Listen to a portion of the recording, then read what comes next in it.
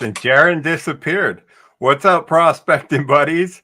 Welcome back to another Prospecting Buggy Digging Deeper podcast with myself, Arrow, Mr. Missing in Action, Mr. Jaron over there. I don't know where he went. And then obviously we have a very, very special guest. I know everybody's been looking forward to this. But we have Mr. Pat Keene from Keene Engineering himself. And if you don't know who Keene Engineering is, I suggest you stop digging and pull your head out from underneath that rock and check them out. We got a bunch of people in the room tonight. We got to do some shout outs here. Let me scroll back here. This is on we got a ton of people. We got some moderators in here. We got Rob McGuire and Don Went. Good to see you guys. Tina Williams. Oh, we got Jeff King from Kiwi Land down there in New Zealand. We got Jeff McAuliffe. Let's see who else. Arrow, Don says Tinkle ran long. Yes, it did. I thought I had more time than I figured. You know how the show goes. But Arrow, sorry to cut you off, man. Go ahead and make it happen. Make it happen, Captain. Yeah, that's all right. Let's see who else we got here. Well, we got Mr. Tim Peterson in here. What's up, Tim? How you doing, buddy? Dallas Edwards, Joshua Christensen, Cliff Summer, Nick, Whoa, where are we going there, Langberger, Arrow? Greg S. Also Brooks, Jeremy Patrick, Scott Peterson, Steve Creed. I saw him. Keith Goldmeiser. What's up, buddy? Welcome to the show. We got Michael Padilla. You know, we had that whole conversation with Padilla Tortilla, last you know how it episode. goes. Yeah. Eric Robinson, Wes Rogers. Man, the list is just going to keep going. So I'm just going to cut off here and we'll get back to it later. Yeah. How are you guys tonight? I'm good. How are you, Pat? I'm doing great. I was looking forward to this. Most definitely. That's awesome. Most definitely. We got quite a bit of people in the building. My goodness. Holy moly. I think. Yeah. Sorry about that, Nick. Mr. Lick. Jeez Louise. So we got a couple more people I do want to shout out. Dwight Seagraves. He says, "Howdy, Pat. I had the good fortune to talk a while with your dad. He was a great guy." Yes, Yeah, and I'd like to really discuss that further in the podcast. But yeah, we have some good shout outs here. You know, a lot of people are genuinely excited to see you, Pat, and see what you got going on in your neck of the woods, man. People, people love you. You know, you've really put a staple in the industry, and you know, we see that here. It just blows my mind. My first box was an A52, so Yeah. you know. Well, you know, besides making all the equipment, me and my brother Mark, we try to spend a lot of our time giving people a lot of useful comments on Facebook and through Messenger. And it's all about helping people out. You know, the prospecting is one big family. And, you know, it's very important to keep everyone together and help one another. You know, hey, that's what it's all about. It's not just about the gold you find, but it's the friends that you make along the way. And of course, the adventure in finding gold, that's all goes along with it, of course. Well, we like to say gold is the bonus. Absolutely. Yeah, and Pat of all people knows it. You know, Pat's been around the block long enough. You know, I wasn't even born when Pat was around the block. You know, and there's a lot of us now in today's day and age where, you know, we're old enough now to know about Pat and Keene Engineering and where it came from, the roots. And it's absolutely phenomenal to have you on the podcast this evening. I tell you what, Pat, it's a long-awaited podcast. We've been extremely excited. No matter the technical difficulties, you know, no matter the technical difficulties, the thing is, you know, everybody's genuinely excited to hear from you. How are you doing these days? Good. What, you know, it's absolutely awesome. I'm going to go through a couple of comments here, and then we'll go ahead and start the podcast off. Again, all the PV family, I appreciate you guys jumping on. Love you guys. So I'm going to do a couple of shout outs, Pat, and then we'll get the podcast kicked off. Okay. So with that being said, let's see. We had a comment from Mr. Dallas. You know, I might be able to pop it up over here. Pat got me a little flustered here. You know, we're trying to figure things out. I'm usually all ready to rock and roll, and then it just didn't happen this time around, but that's okay. Let's see. So I'm just going to read the comments off, and then as the new ones come through, we'll rock and roll with them. All right, so we got a comment here from Mr. Dallas Edwards. He says, "I still have my Keene. Boy, I still love it." That's awesome. Absolutely awesome, Dallas. Good deal. Bobby Freedom. Bobby says, I think I lost your sound there for a second. Can you hear me? Arrow, can you hear me? I can hear you. Okay. I haven't. Pat might have lost the sound for a minute. Pat, can you hear me now? Nope, I don't think I can hear you guys right now all of a sudden. Okay. Yeah, just work on it. No worries. A couple more shout outs here. Bobby Freedom says, turn the volume on my phone here, unless you guys have a technical error on your side. No, StreamYard is pretty good on making sure that doesn't happen. Let's see. So we're going to do that and do that. Yeah, can you hear us now, Pat? Let's see. So we're going to do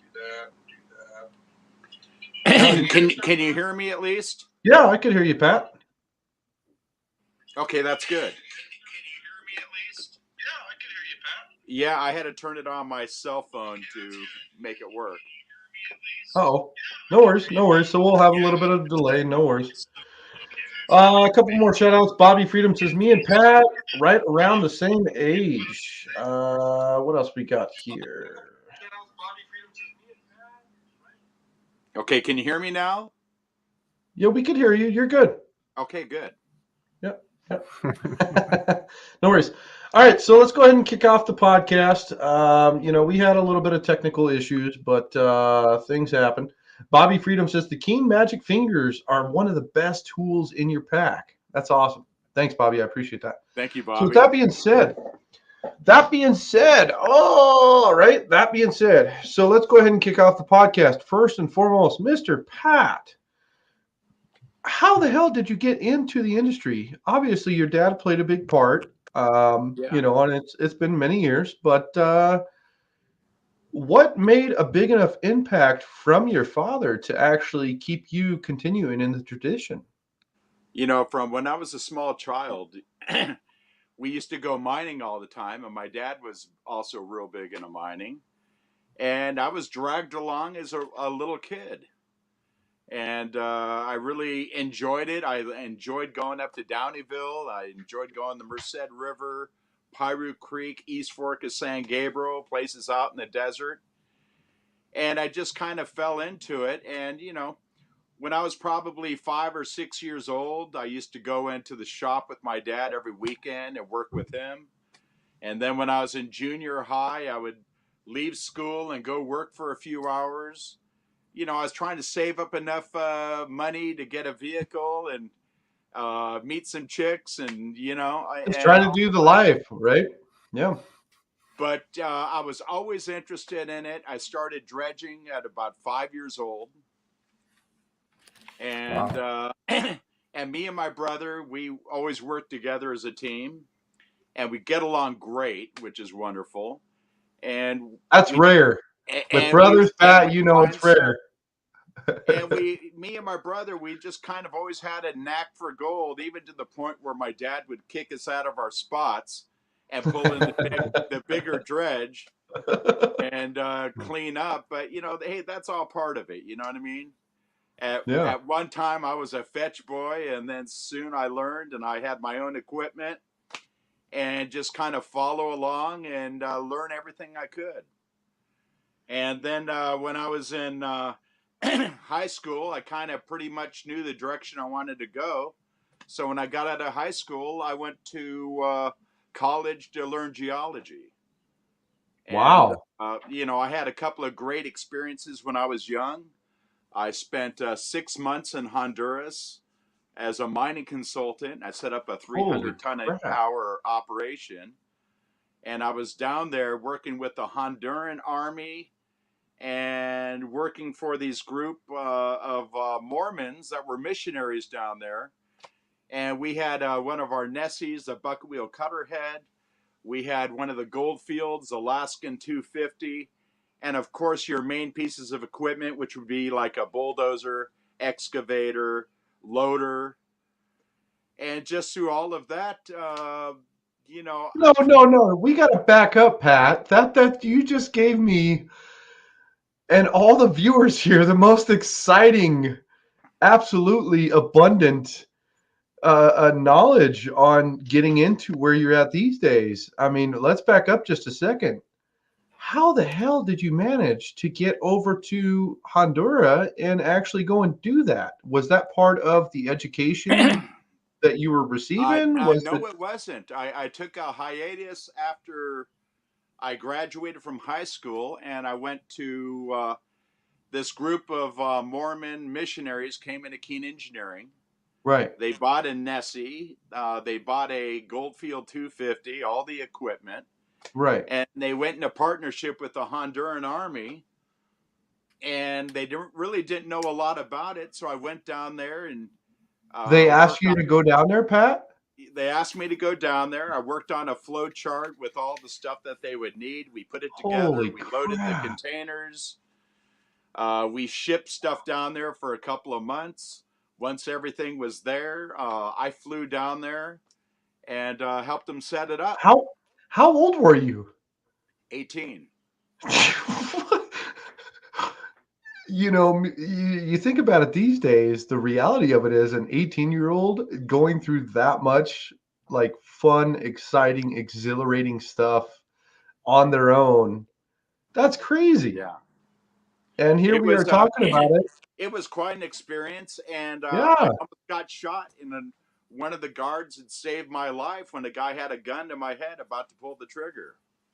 Oh my goodness. But what was interesting on the little ranch I was on, they found out a lot about some of these deposits when they were cutting open chickens and pulling out nuggets out of the craw. And it's so ironic. But I saw a Facebook. Is that where chicken nuggets come from? I think so. Is that where chicken nuggets come from? The original chicken nuggets come from. But I guess they like seeing shiny stuff. And so we went on this, we were on the Rio Guayape River. And we stayed down there. We were staying at a ranch. It was great. We had fresh Brahma bull once a week. And we'd go hunting on Sundays. What is Brahma bull? Pat, you're giving us all this amazing stuff, and yet it's hieroglyphics. You need to explain. Brahma bull is one of those bulls that's got the big hump on the back. It's got the big horns on it. But, you know, we'd eat the young ones. It was a lot better meat. And, again, are we talking about cows here? Like, we're talking about cows. Okay. And we would also eat this other small animal that's called a tapir. They called it a tapasquinta down there. And how did you feel when they're like, yeah, eat, and you're like, yeah, okay. You know what? When you're down there eating farm cooking, that's what you get. Were there any foods that you weren't sure about that you just kind of went for it? There has to be, Pat. You know what? I went for everything. I can tell you other stories. That doesn't surprise me. But I had a lot of great experiences. And when I was 21, I took a break from college and I went down to the Amazon jungle for 6 months. Wow. A dredging operation. And, you know, from the time how old were you? I was 21. But from the time I was probably 17 to 25, I was taking an 8-inch dredge up to the North Fork of the Yuba River. And we were running a dredging operation. And in fact, I remember one of the times we were highlining the 8-inch dredge down a canyon. We had the entire Highway 49 blocked off with a 6x6 military truck with a winch on it, grabbing hold of the cable, pulling it tight, so we could lift up our 8-inch dredge and send it down the canyon through the trees and down to the river. Wow. And I've had a lot of wild experiences, but, you know, I'm pretty blessed, you know, being in a family that made gold mining equipment. And my dad was all about adventure, and I had a great childhood. So you got to be one of the few guys that watches Gold Rush Whitewater and think to yourself, rookies. Right. Big time. They're all pretty nice people. You know, I don't like to say anything about anyone. You know, sometimes you see we're just joking around a little flare on those shows and stuff like that. I think everyone kind of needs to work a little bit more like a team. I agree. Yeah. I agree. Yeah. We just got a comment, Josh Reinke. He says Downeyville Gold Rush Days is bringing it back. That's right. Josh, I'm looking forward to it, man. We have him coming up on the podcast, Pat. Toward the I end just of spent time on the phone with him today. yeah, he's a good guy. Yeah, we have him on the podcast toward the end of June. For everybody watching, I'm getting so enveloped here. For everybody watching, yeah, we have Josh with the Downeyville Days. End of June, going to be a fun podcast. But let's dive deep right back into where we were at, man. I am just so saturated right now. So with that, Pat, you're 21 years of age. You go to the freaking Amazon. I mean, we all dream of that. And here you are. Yeah, I'm going to go spend 6 months down there. Like, you were just a go-getter, I'd assume. A go-getter. It's just what I wanted to do. I wanted to find Yeah. gold. Yeah. It's interesting. When I was in South America, I worked for the guy who was the producer for the movie Piranha. Oh, wow. And when he went down there, he saw all these dredges that were called missile dredges, which was a large floating platform, and it had these big, huge towers on it.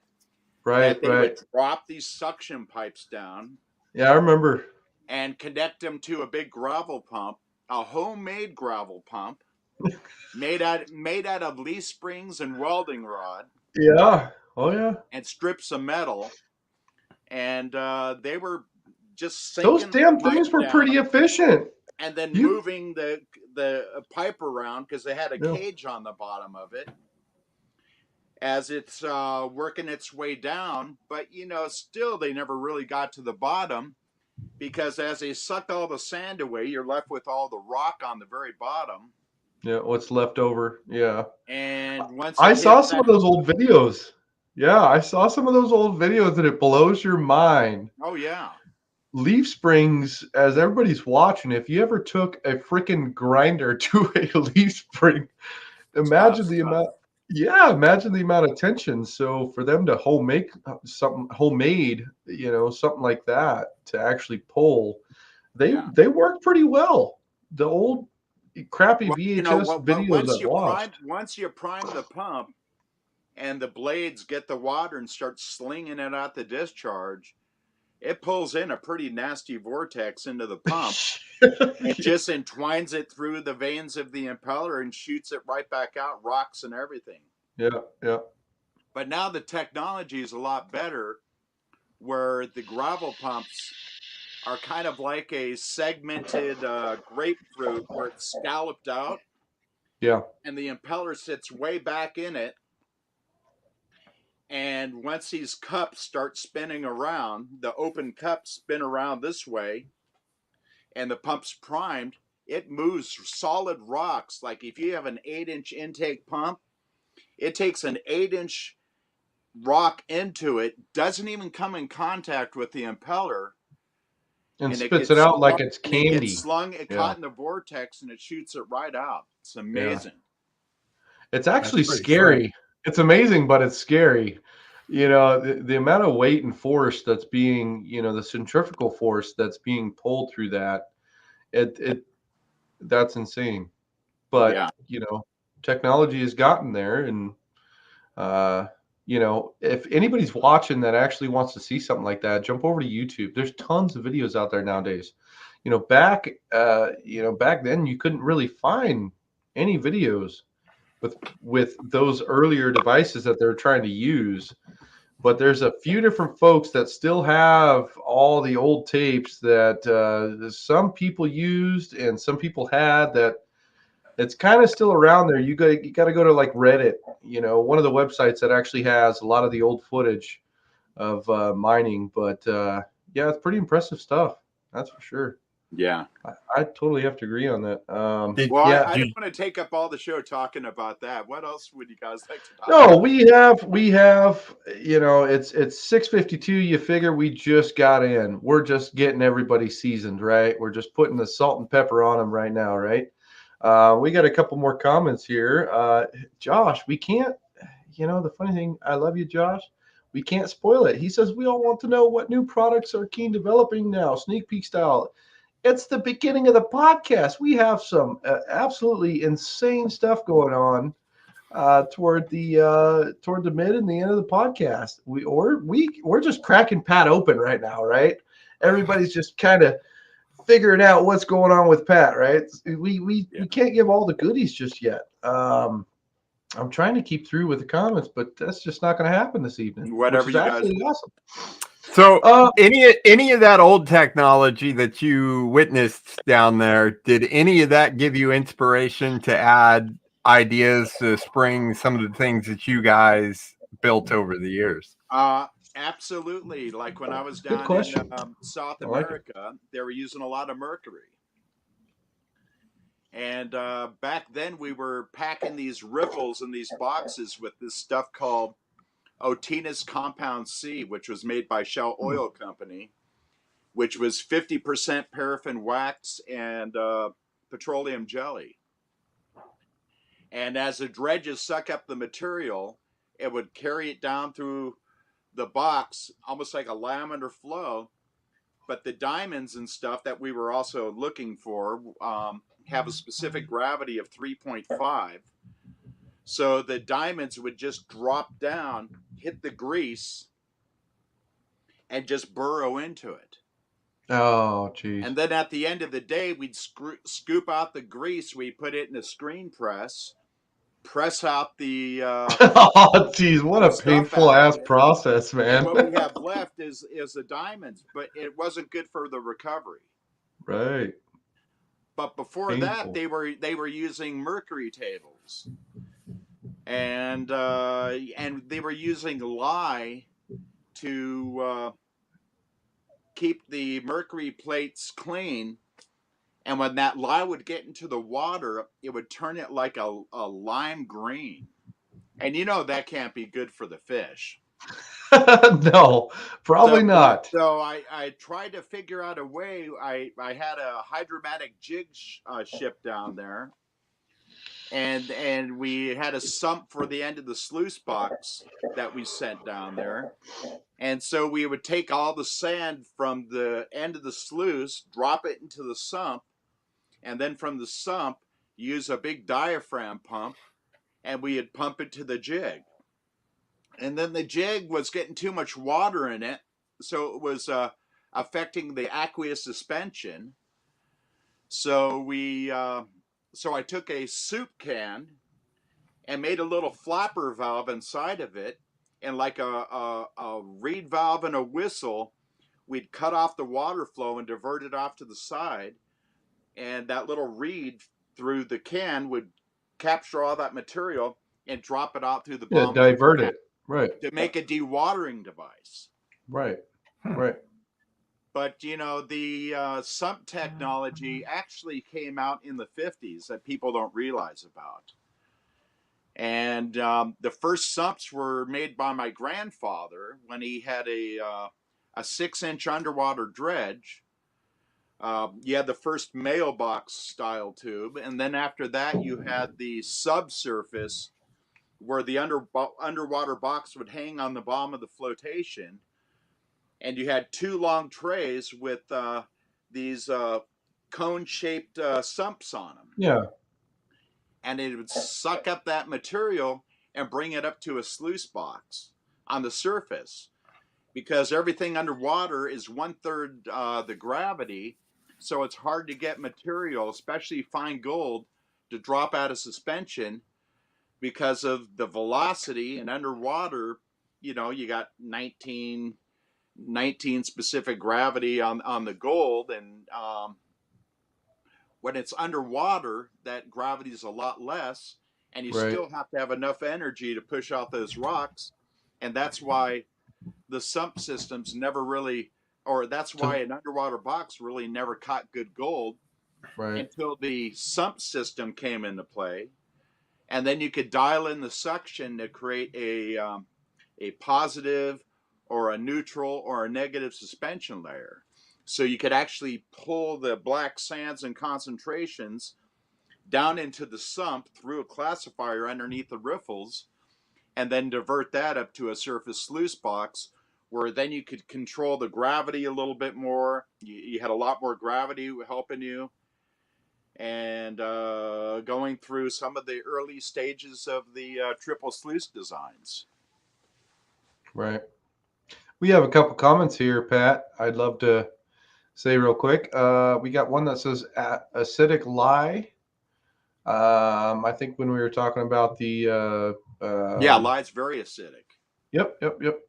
And then let's see, we'll be testing my sump this coming week. And then we got another one from a Facebook user we're actually going to post on here. Love my old 6-inch Keene subby. I call it my overburdened canyon. Oh yeah.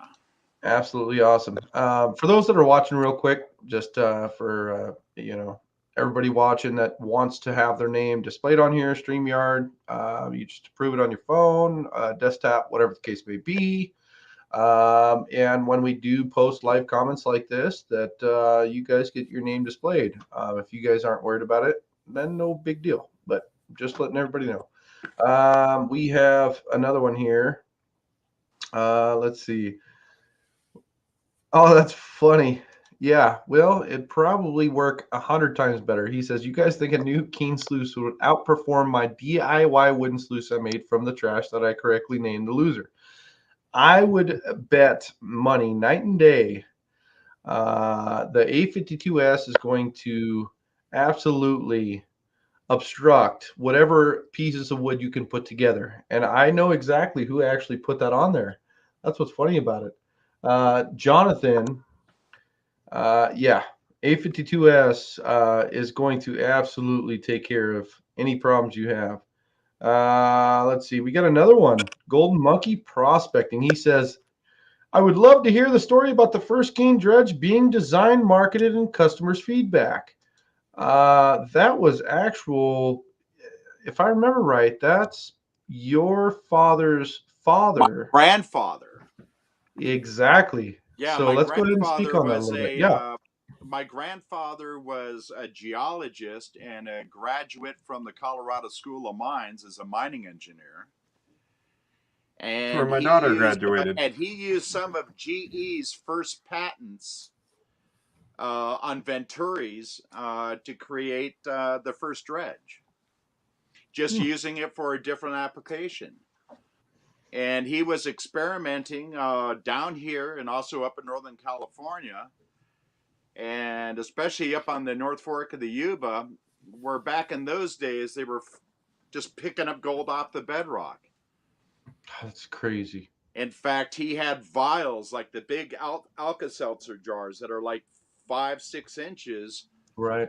filled with just big nuggets marked Monday, Tuesday, Wednesday, Thursday, and Friday. Oh, And wow. I wonder, why in the hell can I find that? I know, right? Times have changed, and it's gotten a lot harder, and Yeah. a lot of No. the early hardcore gold miners, soon after that, were dredging those rivers hard. Well, we were just talking about how that melt might bring some stuff down. Yeah. We got a couple of comments here. I'd love to jump on that. We have 2 more comments here. Seems like the person on YouTube here actually knows you quite well there, Pat. The first one we have, if I can find it, Pat and Mark have been having a blast prospecting in our local mountains on their e-bikes. So badass. Yeah, we've been having Absolutely a lot of awesome. fun. Absolutely awesome. And then we got another comment here. Hey, Pat, do you remember Gerald Bressler talking about dredging? The name sounds real familiar, but I've met some. I have forgot more than I've learned. I hear you there. It's the name sounds really familiar. If I saw his face, I'd probably know who it is. We all live in a community these days where, even personally, I talk to my wife all the time about all sorts of different topics, and I'm like, yeah, well, let me see a picture. Let me see who, you show me a picture, I'll know right off top, and I'll talk about it for days and days and days. And it's funny how that works, but you know how it goes. I bought a pump for my pool for my daughters, and I'm like, yeah, talking about it, talking to Storm up, and it was funny because I totally spaced out about it. I had worked a full shift, and she's texted me about it and this, that, and the other, and I'm like, what are you talking about? Just she's like the pump you bought. I'm like, oh yeah, this Yeah, I was is going to say that's not a good answer, man. no, it's Speaking from not. experience. It's not. But we all know that. We tend to think we know all of these things, and unfortunately, we don't know these things. But we got a couple comments here, and then we're gonna get right back into diving deep. Let's see. Don Went had a good one. He said, Yeah, go for it. question for Pat, not just his gear, but overall, how much of a mind blower is the past 40 years tech advanced prospecting to where what we have the ability wise now? Ooh, that's pretty tough. Say that one more time. Yeah, I was going to say I had a hard time reading it. Yeah, say that one more time. It says, not just his gear, but overall, how much of a mind blower is the past 40 years tech advances prospecting to where what we have ability wise now? Well, I think probably one of the main factors is a lot of the equipment is better addressed to classify the material. The Right. key to separation is classification. Right. And when you can separate material like below an 1/8 inch mesh, then you can capture 100 to 200 mesh. If you classify 1/4 inch material, you're going to get maybe 50 to 100. For every size particle, you have to run so much velocity to move that size particle. Right. Yeah. So the lesser water you can run, the lesser energy it has, the better chance you have of recovering it. But not just that. We're talking about making the equipment lighter weight, making it more portable. Think of the old days when we had the heavy Briggs and Stratton engines, when you had the big cast iron blocks and stuff like that, before they went to the aluminum, the frames and sizes of flotations. God, they were built so much better though, Pat. The multi-leveled sluice boxes Yep. versus having a real wide triple sluice. Right. Trying to get the surface area, just trying to figure out what people need, but also really what's important now is instead of having 5-6 pieces of equipment and filling up your entire garage, like with the A52, we've focused our energy on putting hoppers on them, putting Yeah, let me header grab a piece boxes real quick. on them, making them into high bankers and concentrators and dredges, and using them for the recovery system on a trommel. Using all of the different equipment to morph into one, so you have one piece that you can make subtle changes on for different types of equipment. That's what a lot of the that's where a lot of This guy right here. lot of the focus goes to. Now, what's interesting about that classifier you have in your hand? Yep. We made probably 20 different variations, and we got to a point where we over-engineered it, and we had to back to the basics and try some of the stuff. Because the material that's traveling underneath you have two different things at play. You have woven mesh, which force classifies the material, and then you have the punch plate, which the material drops through real slow, but it protects the bottom a little bit more, where you have a lot lesser energy, and it's controlling the energy and velocity underneath to reduce the speed of the flow in velocity by half or by a third less. Right.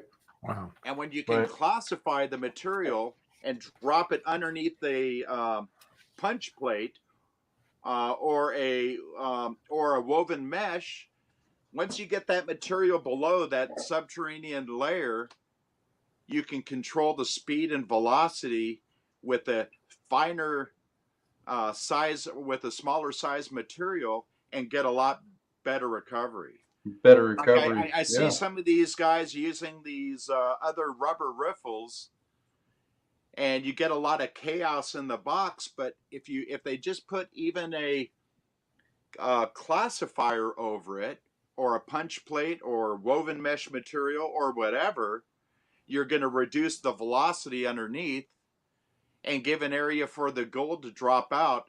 Right. But different types of system work good for gold. Like for flat gold, expanded metal, the bigger expanded metal works awesome. Well, and that's the funny thing about all the technology that's came to the surface, especially with social media and internet and things like that, is you have a lot of different awesome folks that are coming to the forefront with different ways to recover gold with different devices. Absolutely. And it all boils down to the different dirt. That's what it boils down to. Now, If, it has a lot of it has to do with ratios of different types of yeah, material, amounts of caliche, concentrations, the yeah, level of caliche, black sands in yeah, different areas. yeah. It's all, you got so many different things at play. I totally agree with that. But we've always hung our hat on a Hungarian riffle, because a Hungarian riffle over any other type of riffle or trap, right, it has an exchange rate. right, And if the riffle's designed right, as the water flows over the top of the riffle, it creates an eddy current. And behind here, it's creating the exchange where it's constantly replacing the light material with the heavy material. right, But once right, that black sand fills up behind that riffle, once you fill in that apex and that black starts coming out, once it's completely filled, what happens is, black sand is either cubic or hexaoctahedral. it'll And, still hit to the next and so riffle. what happens with black sand, even in the agitation of a little bit of turbulence in water, what happens? That black sand kind of locks and loads. Yeah, right. Gold, even though the gold is 4 times heavier, specific gravity wise, and since the gold has a little bit of a smoother surface, it actually travels on top of that black sand, and it will go Right, out the end of the box. right. So traps fill up. The traps don't have the rejuvenation effect or the exchange that a Hungarian riffle has. But Right. Hungarian riffle, when you're dealing with that eddy current and you're dealing with real flat little flakes, that's what expanded metal helps out a lot. Right. And the expanded metal works really good.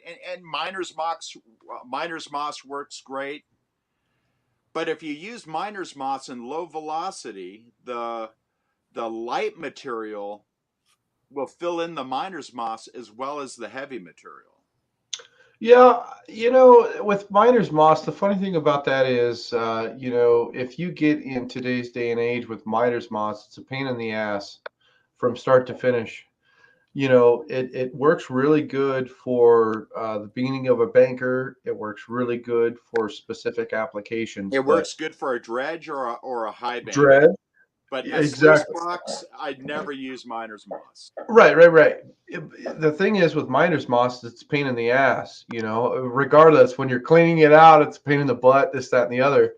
I think with today's technology, as far as like what you guys got going on with Keene, with your dredges, and with the A52S and everything you guys got going on, and everybody else in the community, that miner's moss is kind of getting pushed out, and 3M has quit making it. You could find it.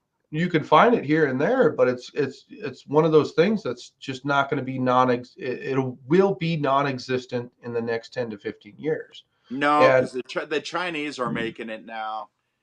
Yeah, you'll find it, but they're going to pick up right where 3M left 3M off. left off. I agree. But I think the community with what's going on with the big gold rush, and we'll talk about that here in like a couple of minutes. But I think with the new gold rush, I think people that are jumping out there, first timers or people that have been around, I think the miner's moss is kind of going to go away. I think it'll still be existent, but I think it's going to go away. I think with the new products you guys have that you guys are pushing, that are phenomenal products. I mean, you sent over the A52S. This thing's a beast, and it's just a phenomenal device that's going to capture a very good percentage on whatever dirt you throw through it. But I think the miner's moss in general, and everybody has their own opinion, but with my opinion, I think it's going to kind of go away. Slowly but surely, I think miner's moss will get to a point where it's going to be too difficult to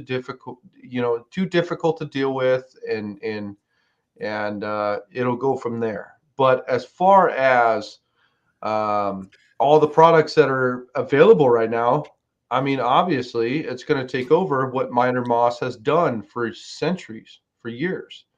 Well, you know what? I don't know about that, because I can say one thing.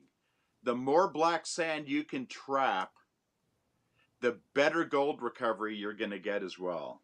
I agree. When a box runs too clean and there's no black sand, You got a problem. what about all the super fine gold? I agree. I'm used to carrying after a day of dredging. I'm used to carrying back probably a third of a bucket of black sand concentrates. Why are you pointing at me, Arrow? Yes, he's right. Yes, I carry home quite a bit of black sand. Why do you gotta point me out like that, Arrow? Come on, you're my co-host, man. What are we doing here? That's part of the fun. It's just putting you on the spot, man. No, you're right, Pat. I do carry. Yeah, he's pointing at me now too. Oh, geez, here we go. But no, I will have to agree with you on that, Pat. The black sands is the toughest nightmare, and it always has been. It's been for hundreds of years. It's one of those things that you have a headache on. With me. Oh man, we got spots here that the black sands are so thick that it's and you're in. You do one pan and you get a sluice box cleanup worth of black sand. Well, and that's the thing, like, Pat, you got to look at it this way. I'm on the eastern side of Washington State. He's on the western part of Washington State. And I do have bad black sands over here, but it's nothing that I have to ever really worry about. Mind you, I still have a headache and I'm panning for hours and hours and hours, but it's meditating. It's a relaxing thing. With Arrow and Rick Stash over there on that side of the mountains, it's no longer meditating. It's not relaxing. Just a couple specific spots, I mean, it's just whatever this particular area is ridiculous. We call it the land of black sands, but that's a problem, Arrow. Arrow, that's a problem. If the gold's good, it's what I'm willing to accept. Bring the A52S over there and make it happen. Anywho, let's go ahead and get. Everybody's just laughing their butts off. Jeez, I love it. Let's do a couple more comments and then we're going to get into the hot topics here. I'd love to jump into the hot topics. Let's see. Jeff King mentioned he's down there in New Zealand. He said the Keene box is the most common box there on the island. You're around the world if you didn't already know. Yeah, well, we've been in business for a long time, and we do have quite an international market. 70 plus years, kicking ass and taking names. Yeah. No, I want to address some of the comments here. The miner's moss is not something that's going to go away, guys. And, for folks that are sitting here watching saying, oh, miner's moss, I'm not saying it's ever going to go anywhere. And if you guys use it and it works for you, then that's more power to you. There's nothing wrong with that. Me personally, I don't need to use it in my application. I have a high banker that was made by Casey. It's a 12 by 36. I throw my mat in there and my indicator, and I don't need to ever use a miner's moss, for it, period. There is a lot of folks, and I'll state this really wide and far. There's a lot of folks that still use miner moss for their applications, and that's fine. And it's not ever going to go anywhere. I'm not saying that it's just going to be non-existent. You'll never find it again. But with 3M, not producing it anymore, it's going to be harder to find. That's the reality of it. So, I mean, more power to you guys. If you guys use Miner Moss, I'm not dogging it or saying anything negatively about Miner's Moss. Believe me, I started with Miner's Moss and it works great. In my application personally, I don't use it anymore. And so there you go. So hopefully I wasted enough time out of your guys' life to talk about, to talk about the whole Miner's Moss situation. Other than that, Don Went has a question for you, Pat. He lives down there, apparently just down the road. So he wanted to know if you guys have a showroom or storefront where he could stop by and check stuff out. Absolutely. Yeah, we're located in Chatsworth. We have a big showroom with a couple of dredges, not too many dredges because we're in California, of course, but a lot of concentrators, mini maxes, dry washers, sluice boxes. We also sell a lot of metal detectors. I carry all the Mine Lab, Garrett, some of the Fisher.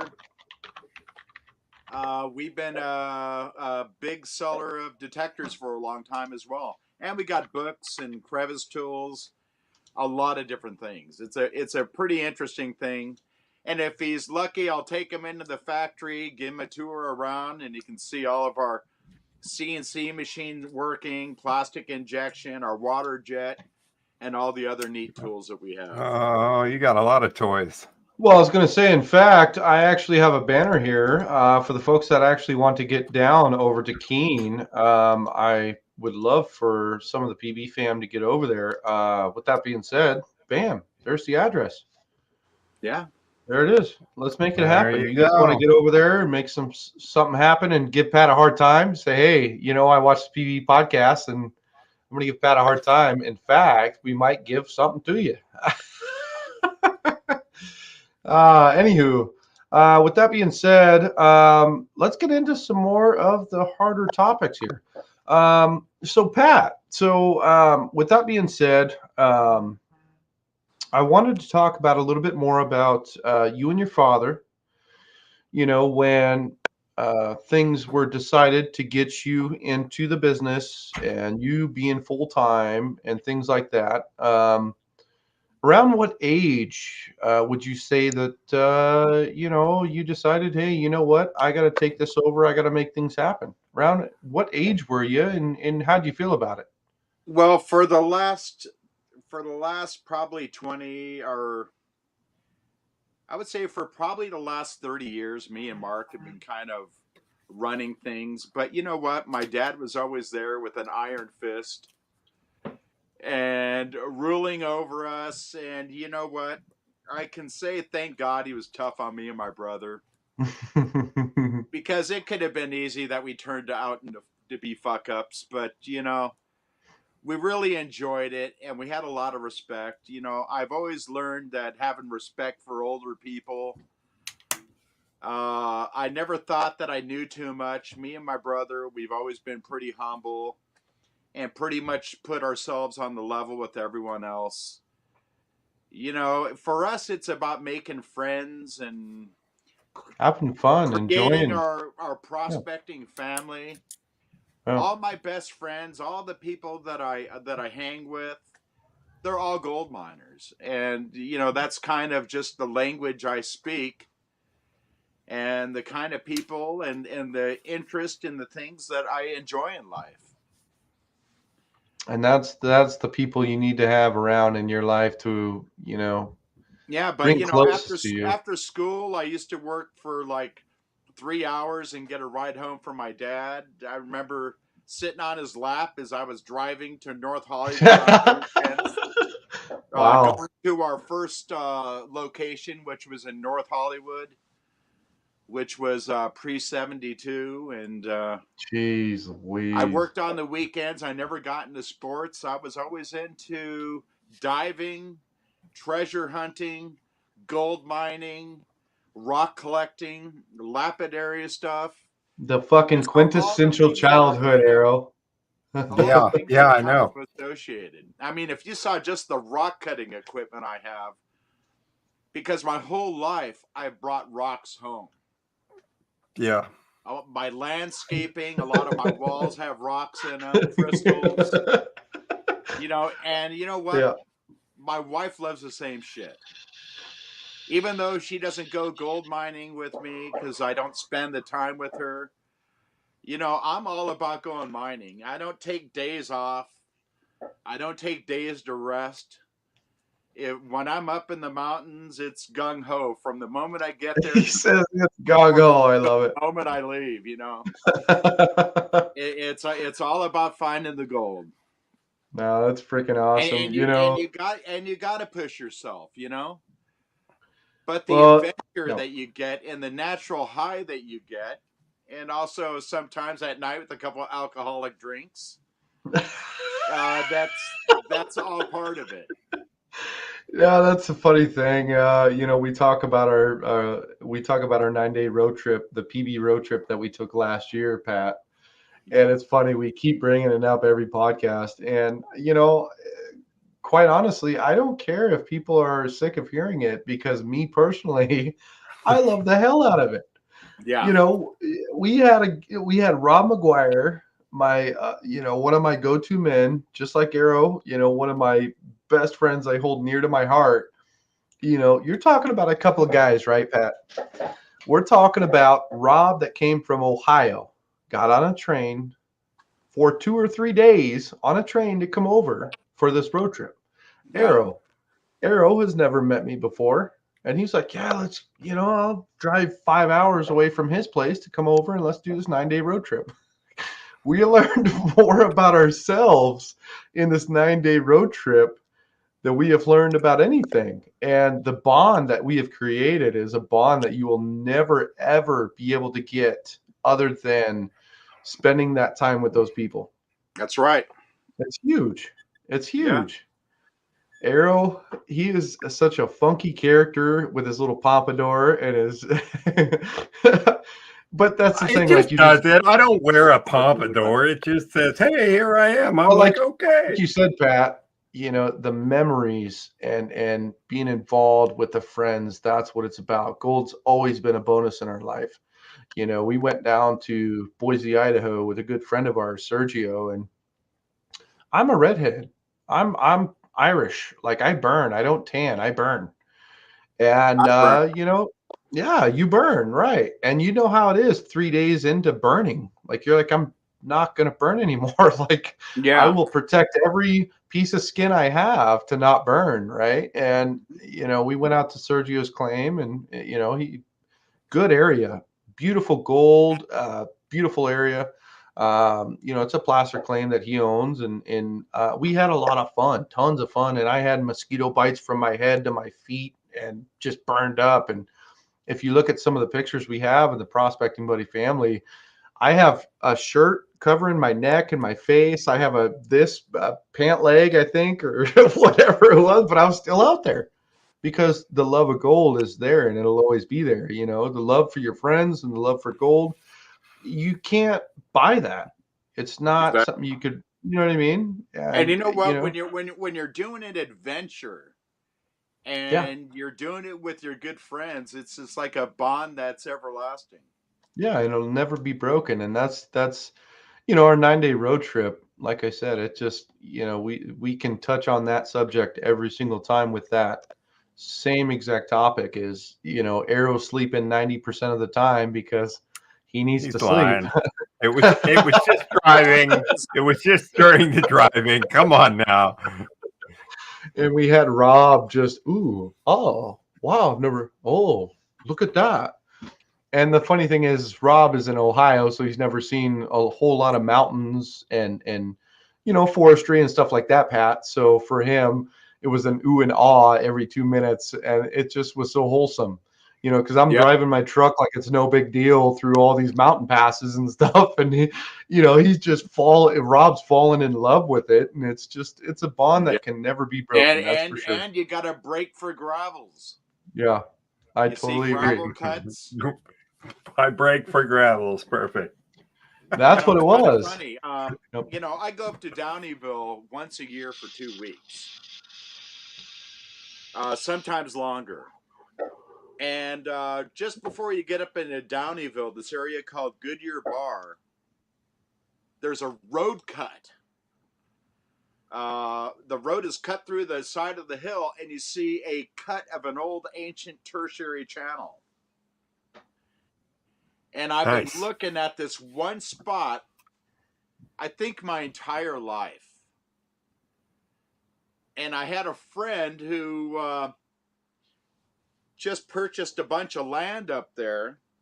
And I guess these guys went up there at like 3 o'clock in the morning, got a ladder out, got up to the side of it, and chiseled out 5 bucket loads of the gravels right where they hit the bedrock. And the guy came by here to pick something up for me last week, and he gave me a bucket of those gravels. Oh, jeez. So I've just been jonesing to. I'm waiting for this weekend. I'm going to pull out my little super concentrator with the little rubber riffles, and I'm going to pre-wet the material, put a little wetting agent in there, and I'm going to run this to see what it was. And this is a spot that I always wanted to hit since I was a little kid. But I'm kind of excited about it. I love to take my black sands, and I got probably 20, 30 buckets of black sands of all the extra material that I brought back from the Yuba from every year. Geez. And it's been sitting in my side yard with the buckets kind of rotting, filling up with cat shit. And a lot of the iron oxide has been kind of settling in there with rain and everything else, and it's been kind of rusting together, recondensing itself. And I know that I'm going to have to screen the cat shit out and then put it in my cement mixer and let it go for a while, and then slowly spill it into a sluice box. Put some nose plugs in while you're at it, Pat. This is what the cat looked like too when he was doing it. Yeah, he was excited. Yeah. Thinking about you. Yar. Oh yeah, Pat, you're gonna go through these tailings, huh? You gonna go through this pile? You huh? betcha. Oh yeah. And a lot of people don't realize, but when you have a lot of black sands and concentrates, sometimes you find gold that's coated with manganese or black sand that's kind of broken down and trapped and then reconstituted around the gold. Or sometimes you find meteorites. Every year I go through my black sand, even the iron nodules. I look at them very closely to see if there's any fusion cracks on them, see if there's any conchoidal pockets in it, or stuff that just doesn't look normal. And a lot of people don't realize you can take black sand, nodule, iron stones, and if you take it out in the sunlight, you can actually rotate it, and they all have a grain. They're all, when it was formed, all the crystals line up towards north because it's magnetic. Right. And you can rotate that rock around and see that sheen like a grain of a wood when you turn it a certain direction in the light, and lots of times you can tell. And if it doesn't do that, then you need to look a little further and find out if it's either magnetite or hematite or something like that, or just kind of a conglomerated of some kind of ferromagnesian mineral, So with that being said, Pat, you are speaking insane knowledge. So for everybody watching, I really hope that you guys are understanding what he's talking about, because with the smaller pieces of gold, that is freaking that. I to be honest with you, I've been a prospector for, I don't know, going on about 5-6 years now, and diving that deep That is knowledge I did not have, to be honest with you. 100%. That's knowledge I did not have. I will be looking over all of my. I'll be bringing my scope in there and actually looking over all of my my buckets that I have sitting in the garage. To be honest with you, I mean, And sometimes people even find diamonds. well, I can only You know, a imagine. lot of people don't realize, but the whole Earth was covered with these diamond pipes of kimberlites, which are basically vents from deep in the core, Right. and they existed everywhere. But from plate tectonics and divergence and convergence of land masses and great alluvial fans covered a lot of the landscape, which hidden some of the lower layers, some of the old Paleozoic layers, and kind of hid those features. But sometimes on Google Earth, you can get to a certain height and look for the light colored rings in the Earth. And I did that when I was looking for these diamonds down in South America, studying all of these satellite photographs, and we were finding the diamond pipes. And a lot of God, the that's diamond fucking pipes down crazy. there Blows my were fucking mind. were sheared off by glaciers that were miles thick. Right. And they've been around for so many fucking Yeah, years and too. you know And what? it's still When they talk about the genesis of a lot of the ancient riverbeds, it's basically when the Earth was covered in ice right. and the planet was frozen, and a lot as the gravitational and the seasons and the Earth spinning around, it's and the constant contraction and expansion Yeah, I was created gonna from say the pole. seasons, Yeah.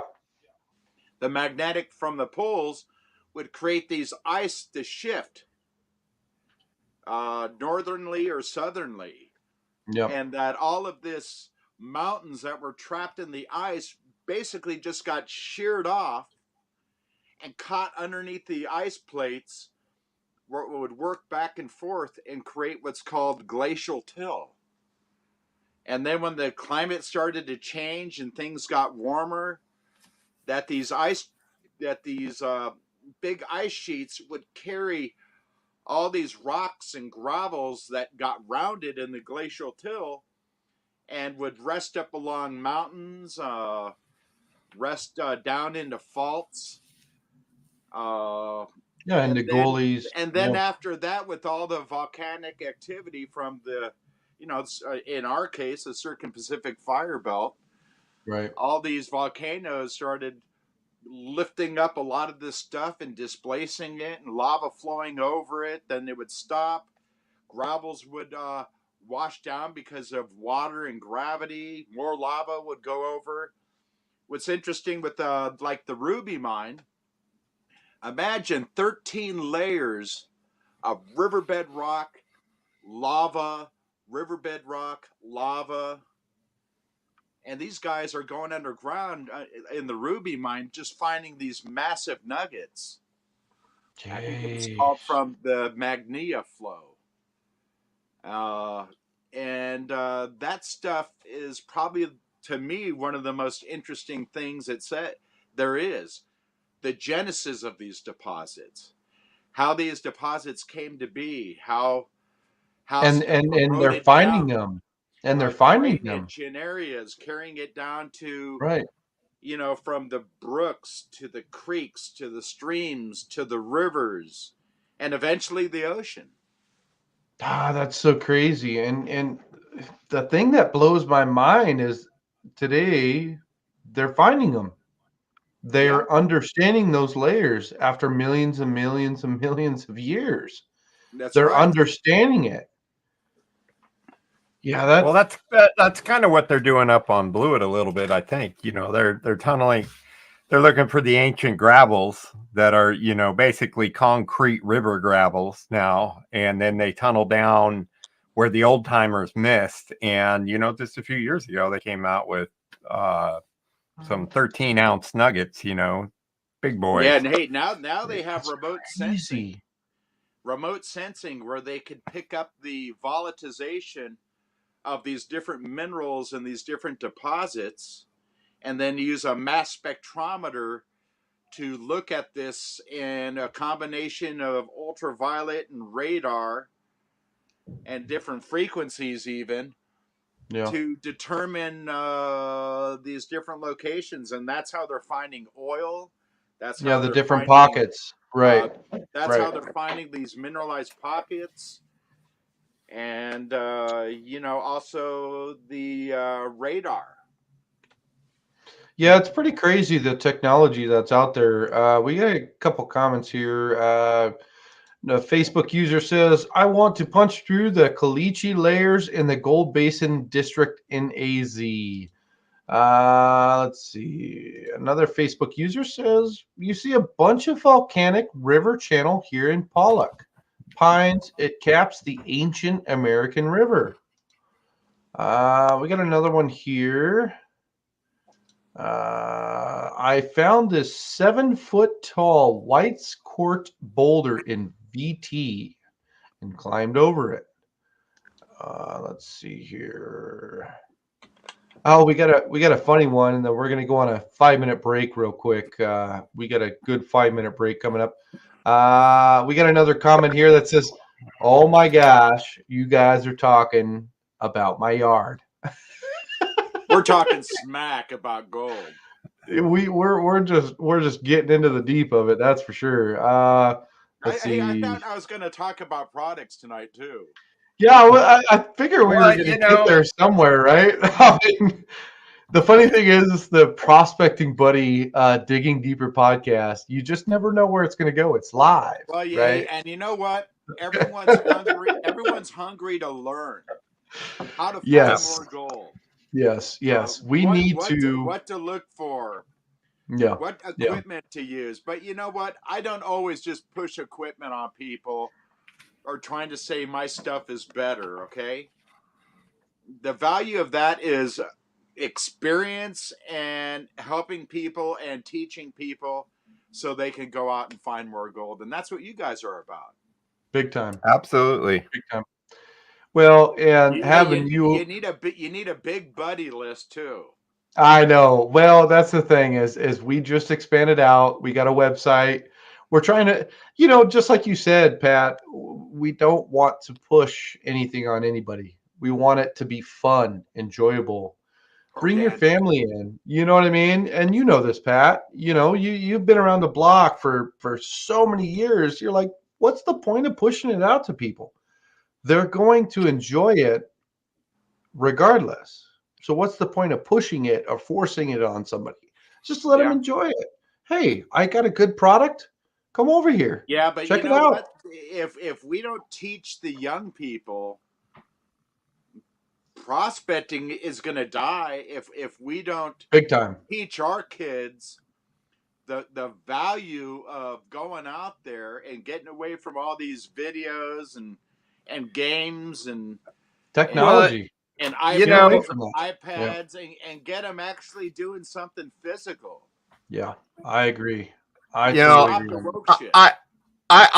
recommend, if you have kids, showing them Goonies, and then the following weekend, go out and say, hey, we're going to go out and find some treasure today, whatever that is. Okay, do not have your kids go against the parents and go underneath a cavern in the movie and actually be away from your parents. It's not about where. It's just about the adventure of looking for it.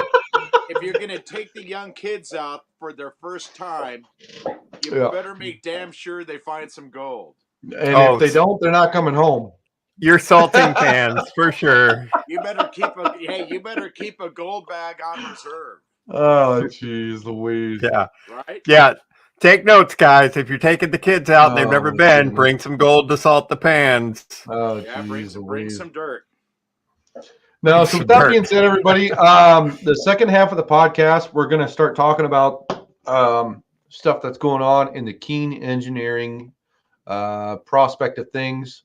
We're going to be talking about the A52S. All right. He has some absolutely massive improvements with the dredges over there in Keene Engineering's ball game. We got a bunch of good stuff to talk about the second part of the podcast. And we're going to get close it. What's up, Arrow? You got something I was going to important. say, Let's go. Waiting for you to finish. Okay. I was just going to make a couple of shout outs as we went out. So when you're done, let me know. Okay, that's fine. Perfect. So the second part of the podcast, like I just said, we'll be talking about the A52S. We'll be talking about some more of the improvements of the dredge capabilities and the new products that Pat and Mark has over in their neck of the woods. We also have some awesome stuff to talk about with commercials that are coming up with Pat, some of the ads they have, and some of the discounts. I mean, you guys really got to get over there. KeeneEngineering.com.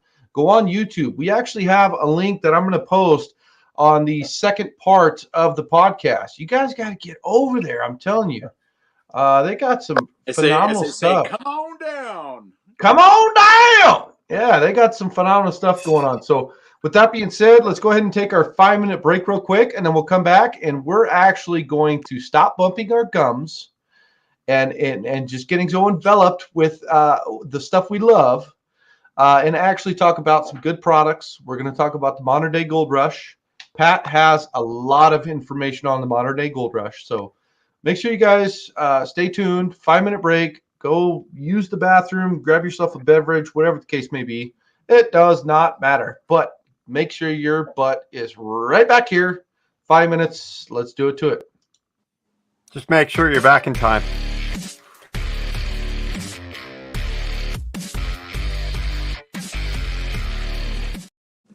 Totally forgot. Hey, Arrow, go ahead and make those shout outs real quick, bud.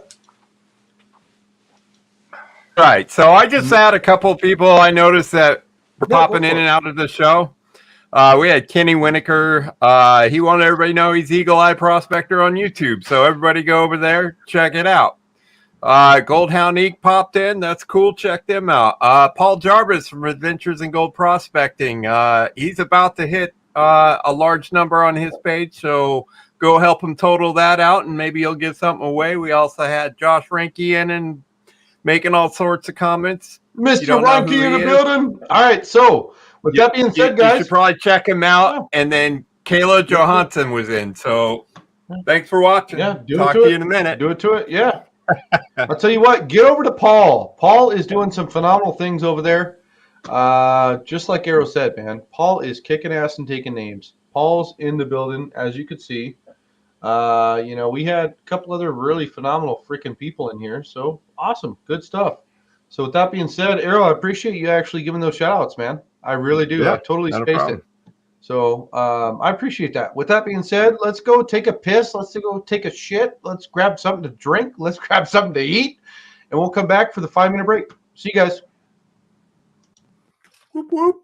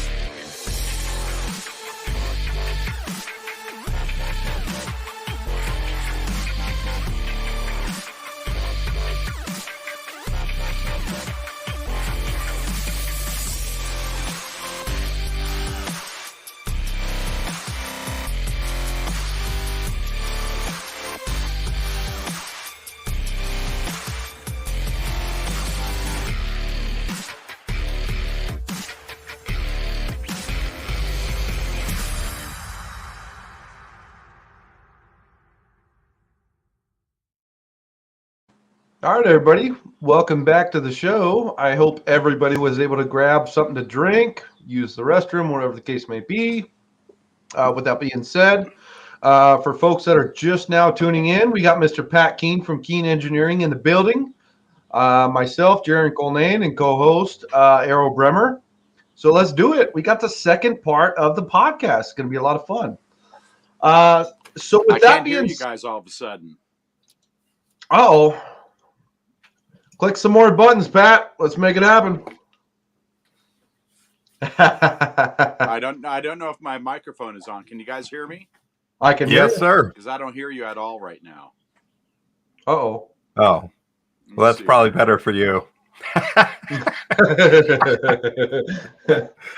What a lucky guy. Right? Can you hear us, Pat? Oh, don't tell me.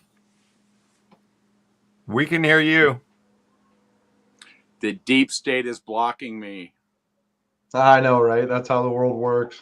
It sucks. Yes. Pat, we can hear you really good. Hold on, Can you I'm hear gonna us? Try to get you guys on my Facebook thing so I can hear you for a moment. Can you hear us, Pat?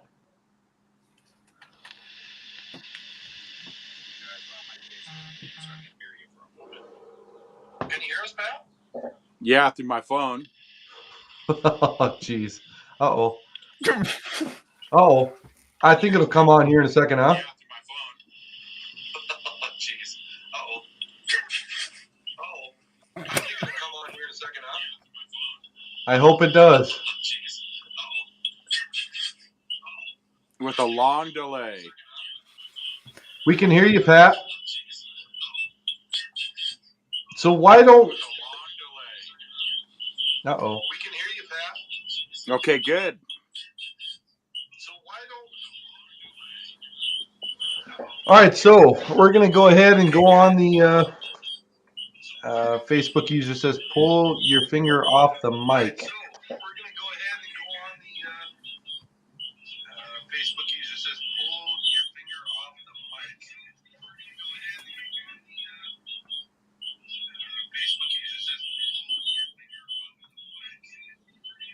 mic. Dan says, ruh-roh.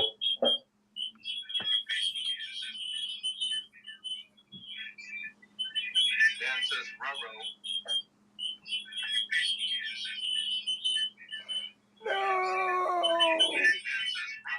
It came back before. I don't dare change the settings on it. Can you hear us, Pat? Can you hear us, Pat? Can you hear us, Pat? Only through my cell phone and a long delay.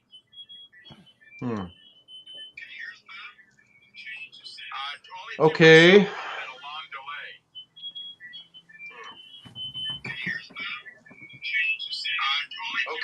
Well, this is what we'll do then. We'll go ahead and go on the second half of the podcast, and then you'll get the questions, and then we'll sit back and listen.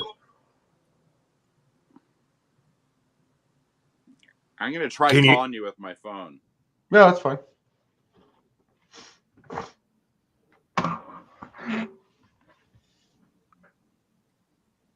Dallas says, shut it down, start over. Reboot the phone he's on and give it a shot. He's on the tablet. He's not on the phone. It says it's fixed. It's fixed. Pat, can you hear me? I can hear you. Perfect. And that's not too bad, actually, on the mic there. Good deal. Yeah. All right. All my settings look like they're okay. I don't know what the problem is. Yeah. Damn interwebs. Can you hear me okay? Can everyone else hear? Everybody can, yeah. Yeah, absolutely. Okay, all right, so with that being said, one of the first things I wanted to ask on the second half of the podcast is, with coming out with the A52S and more of the other stuff, the A52S is a badass product. It really is. But I wanted to talk about a little bit more of the other products you guys have.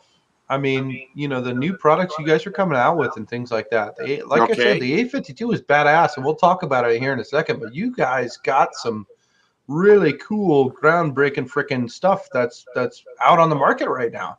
So with that being said, Pat, let's freaking talk about them. Well, you know, the A52S is probably one of our neatest prospecting tools that we have, because it enables you to not have to, you don't have to classify your material.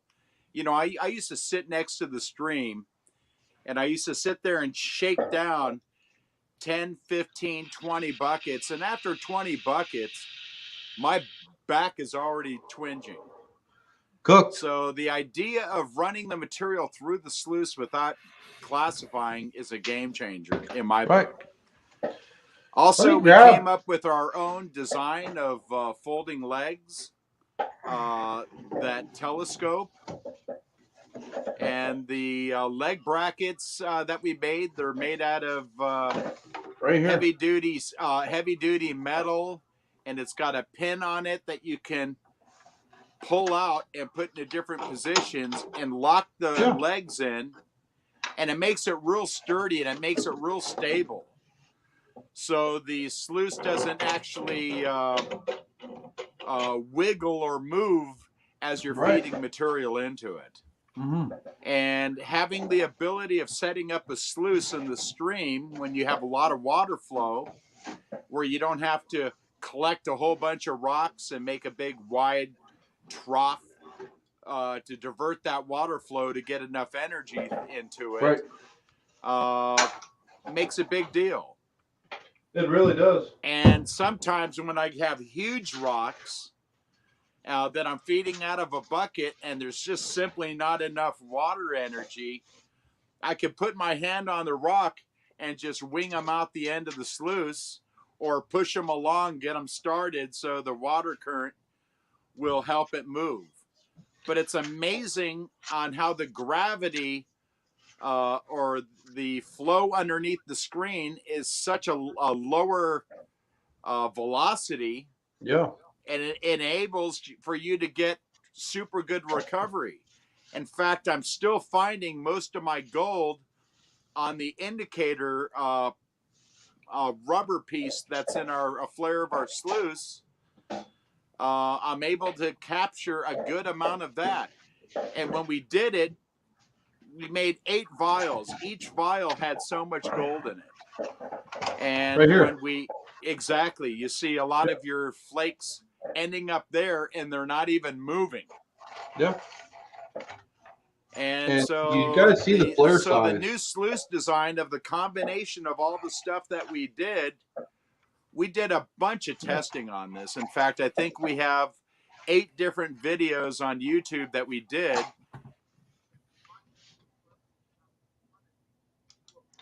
We lost your audio there. Process. But, there it is. We got it back. No worries.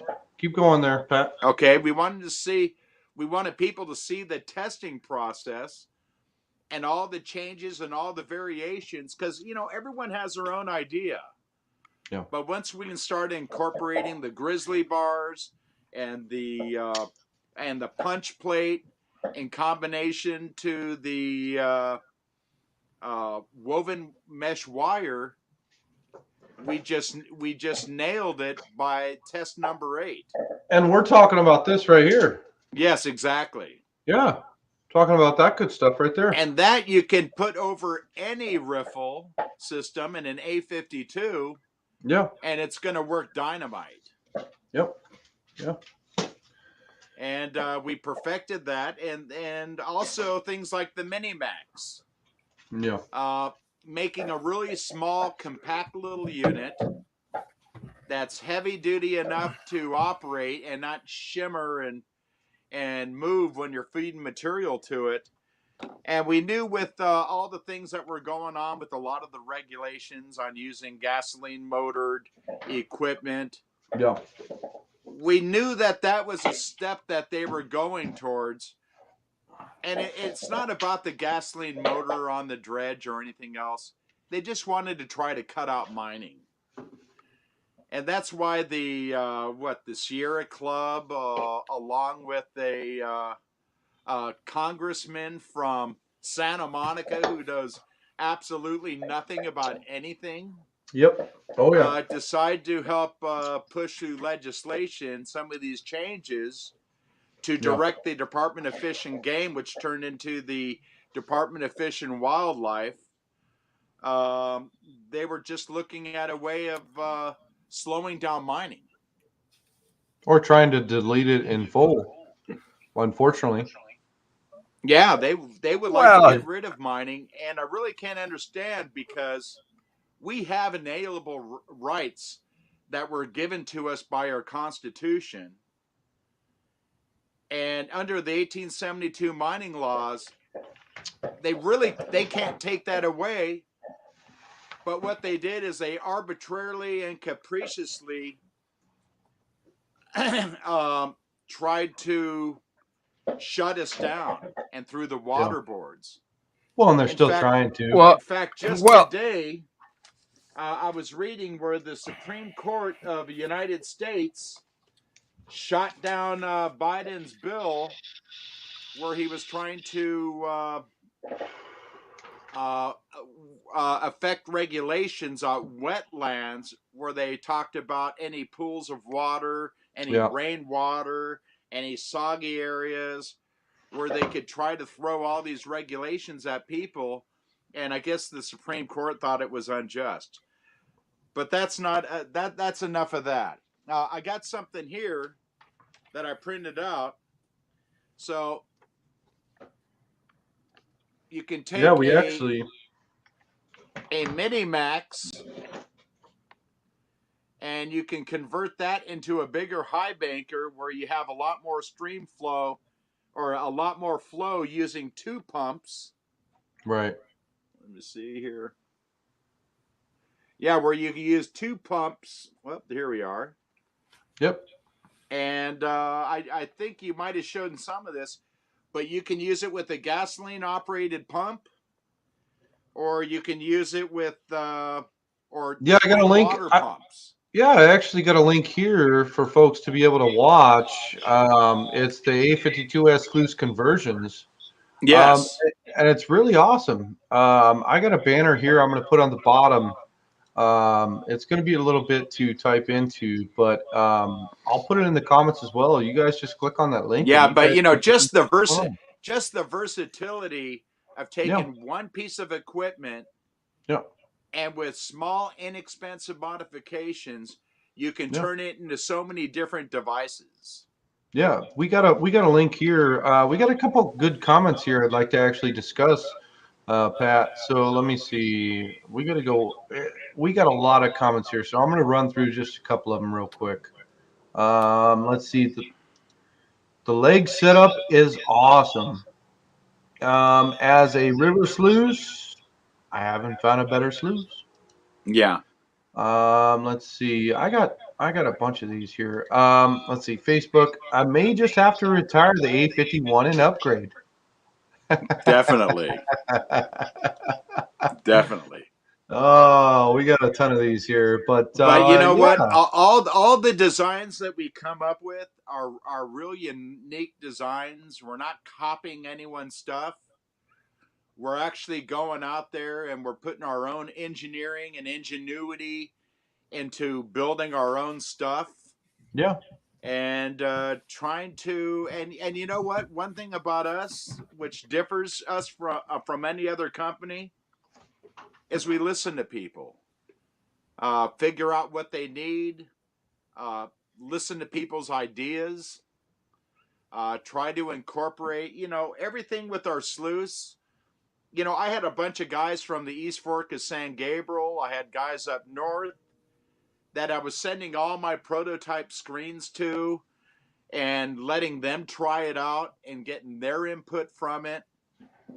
So making the A52S isn't just me, my brother, but it's also the teams and families that worked for us in our shop.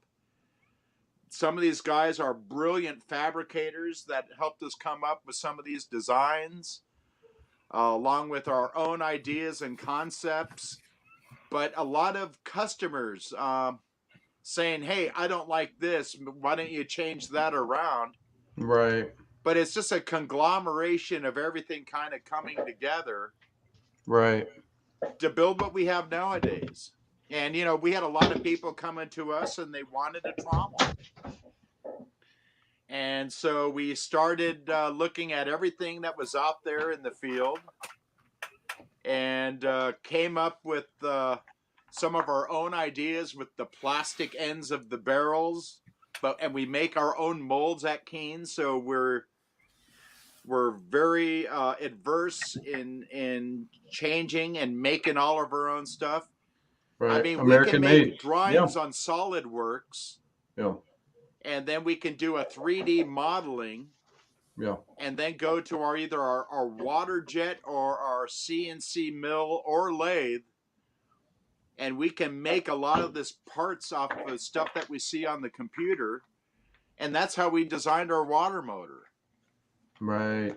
And the water motor is nothing but a little Pelton wheel that's inside that shoots water against these veins, Propels the propels waters. it, Yep. Yep. which goes to a little planetary gearbox that Right. worked perfect for it, that drives the pulley, that drives the belt, and then the discharge of it actually goes and powers a spray bar that we had to open up the holes because we had a little more volume through it so we can get the right amount of flow. But even things when we built the hopper, how it's kind of rounded and then it comes to a square point, we made a lot of prototypes out of aluminum just to test it, just to see how the water would flow into the trommel and make sure it had enough volume and enough energy to carry those rocks into the trommel. Right. And you know what? The first one we did was a stainless steel screen.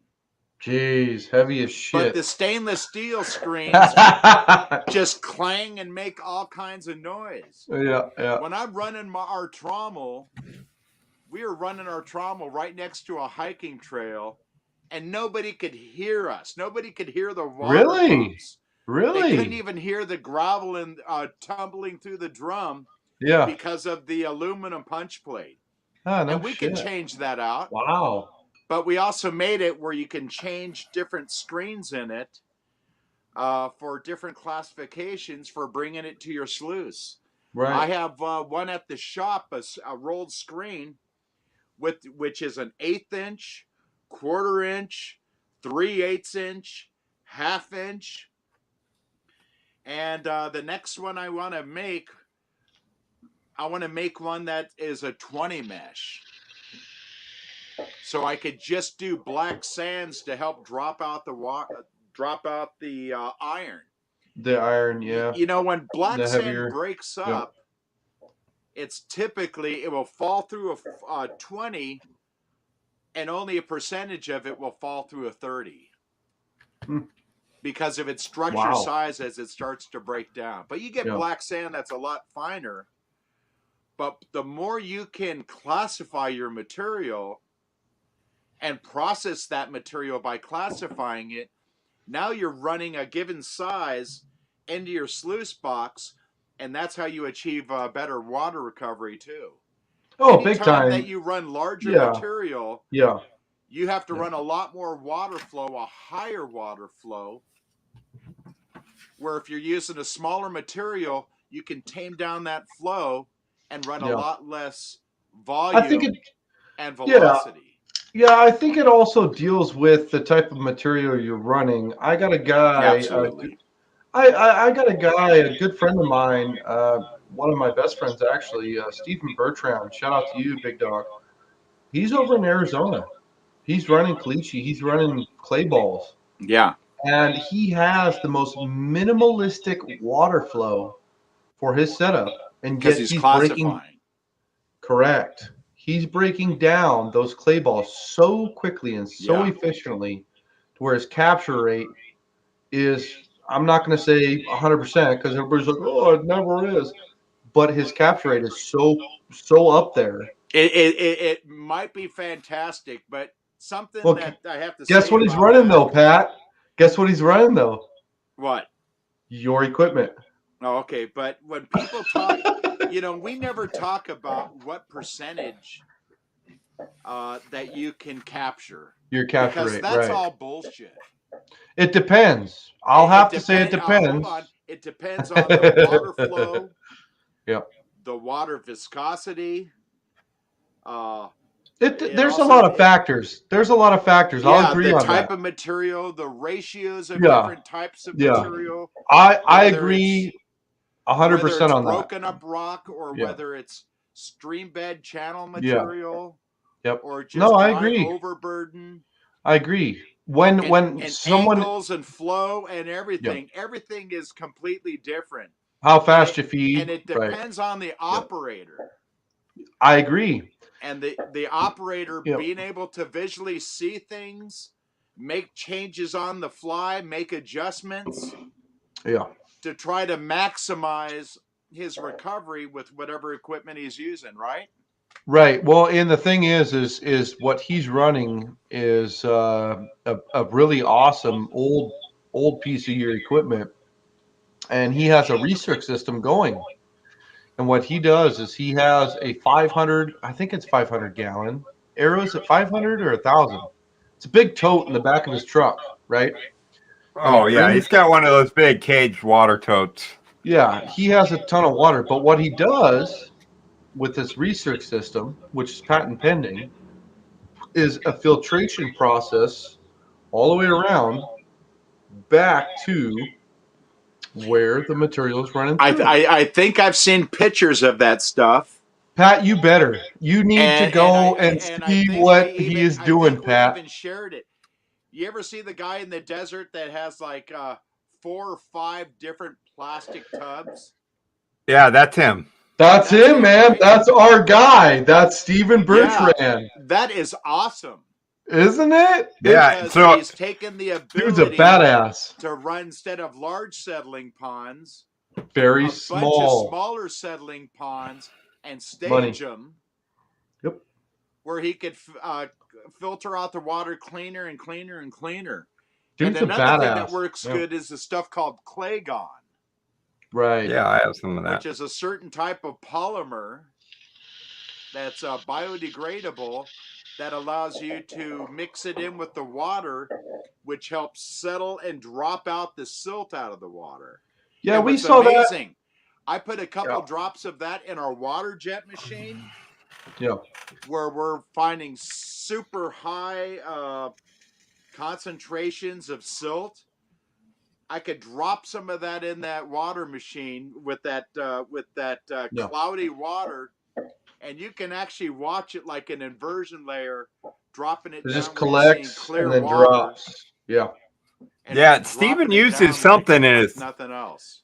We can't give Steven's secret out, but no, that's what I was gonna say. He uses something, but it's his secret, and he doesn't really give that information out. But yeah, something along those lines, it definitely helps out.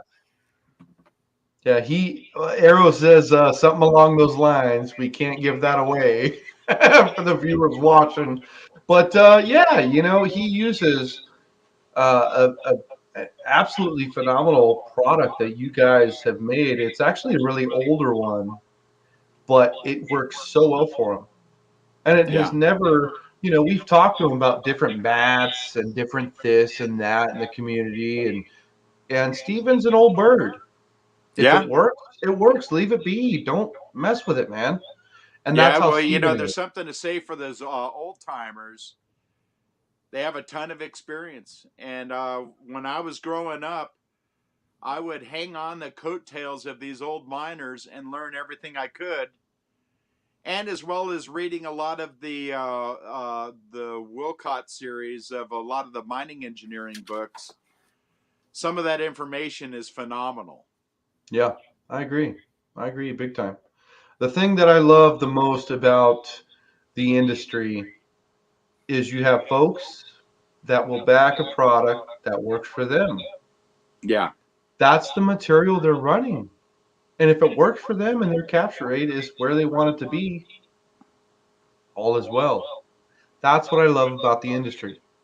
You have people that try to sit here and fight and bitch and moan about this, that, and the other. The reality of it is if it works for you, you have your kid with you, your wife with you, you got a campfire running, and you're getting gold.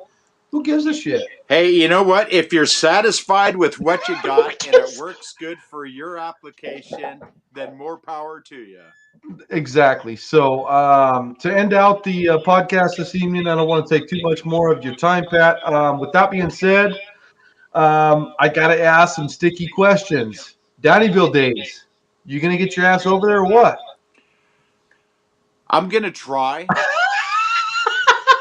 I'm not going to commit because I don't want to let any of my friends down. No worries. If I say I'm going to, I'm going to. But you know what? It depends on how busy I am at Keene. Yep, I agree. Because I take off 2 weeks up in Downeyville up in September. You know, here's the thing. When me and my brother, Pat, I'm going to be there, so you better be there. me and my brother are a very cohesive team. We work good together. I agree.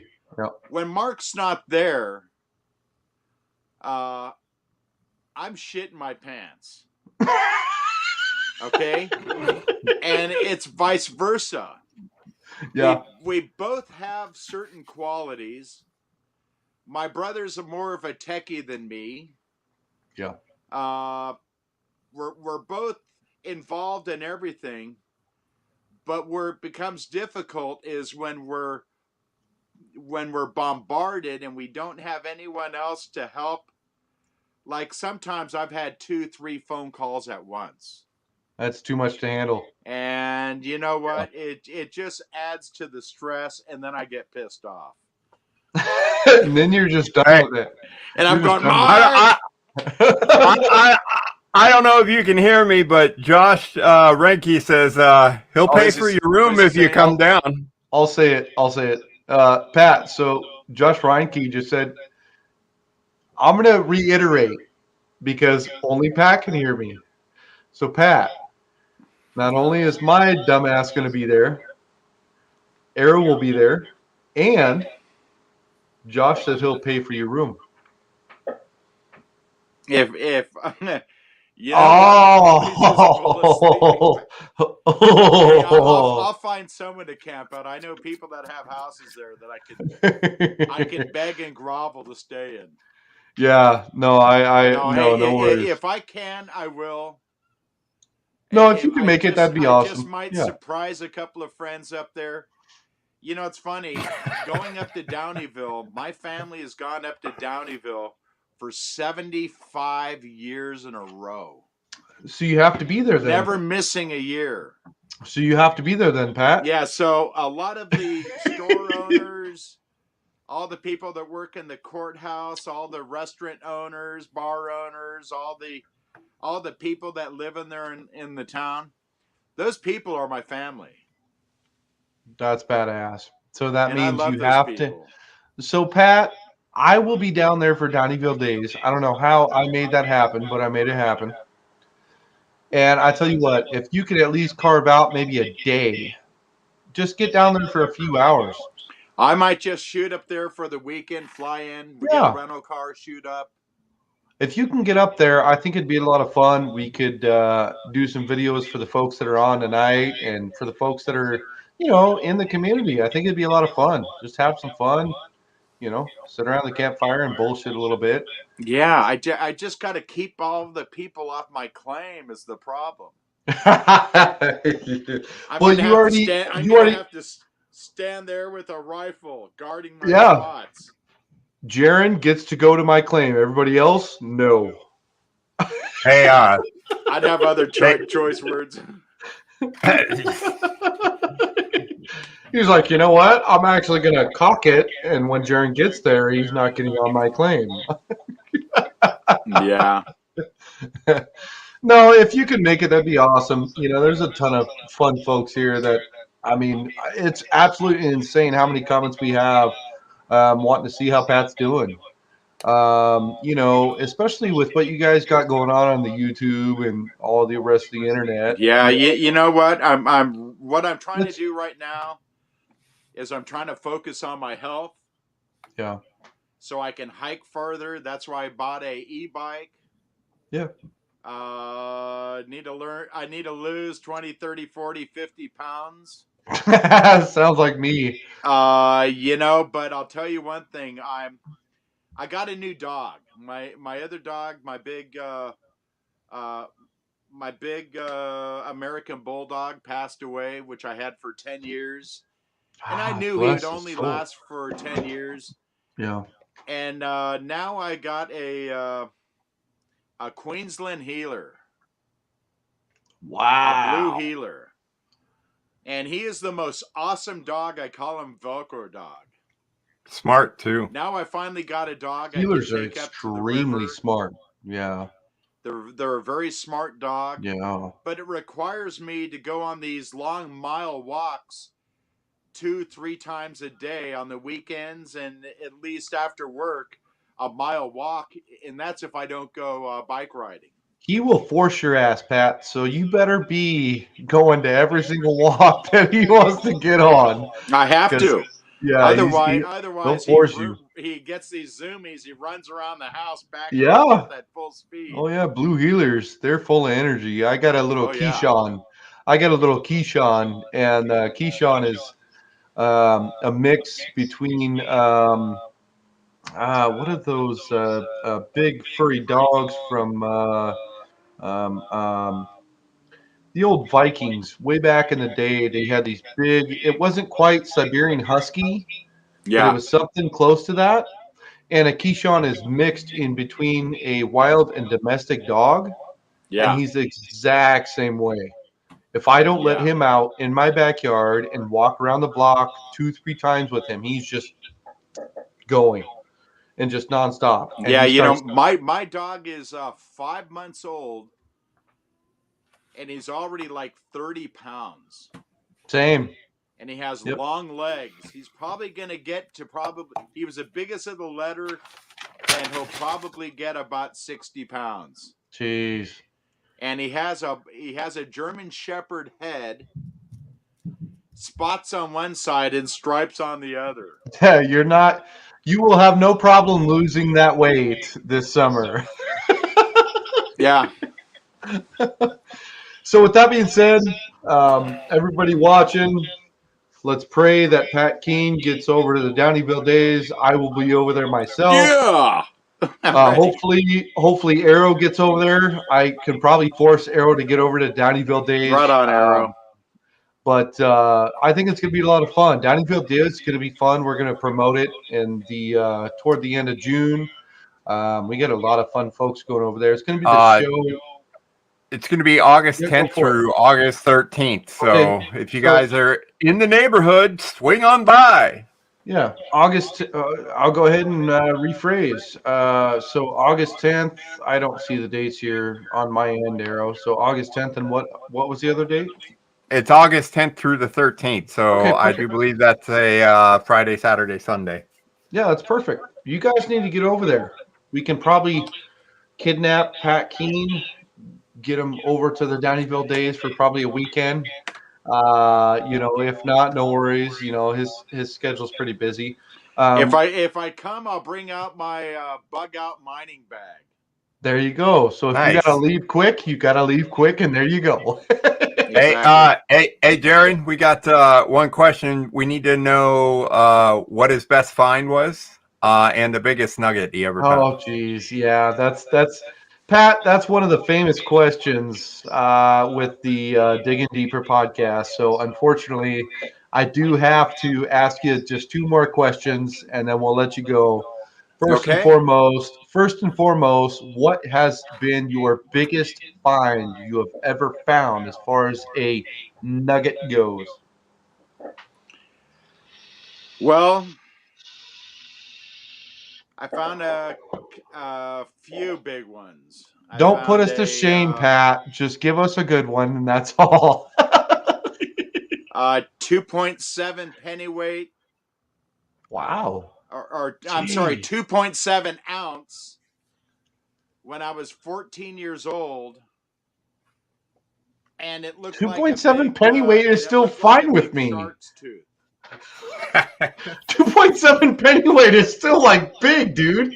And I found Like- a 2 point, and then I found a 2.67 out in Mojave Desert, Oh and I helped God. my friends claim with my big metal detector mat that we dug up with a backhoe, and then Dave Crosby, who's in Downeyville, jumped up on top of the piles with his I think a 5,000 or a 7,000, and he pulled out a 3 and a 4 ounce nugget. Fuck, dude. So I like to think that I helped him. Oh my gosh. But they actually belong to a guy named Jim Astasana, because it was his claim, his backhoe, and everything else.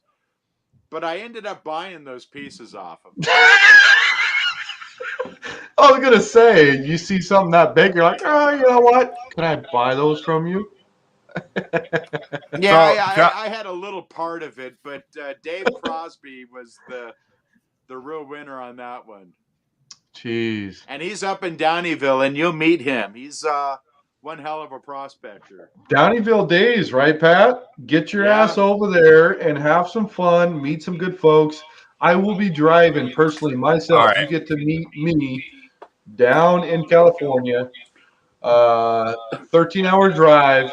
That's gonna be nuts. You know, give me all the shit you can. I'm sure Don Went has said all the shit he can possibly say, and so I'm sure when I get down there, I'm gonna get a bunch of guff. But with that being said, Arrow, you want to say something before I make a big announcement? Yeah, Josh Ranke says ask him about gold near Gold Lake. Gold near what lake? Gold Lake. So ask him about gold near Gold Lake. Josh Ranke. Pat, spit it out.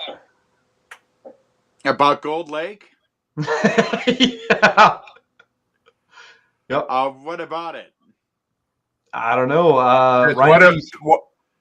Go ahead. Oh, Ranky wants to know. I'll talk to him about that privately.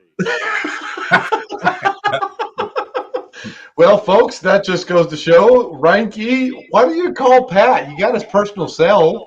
He does. He's just trying to. Pretty often. I talk to him all the time. I love that guy. And you know what? We all have to push the mining journal and get these people to read a lot of the good stories, see the ads. Just remember, Keene Engineering, we're having a sale on certain items, 10% off, trying to get people's foot in the door. Start out with the sluice. Learn what you're doing. Give us a discount code.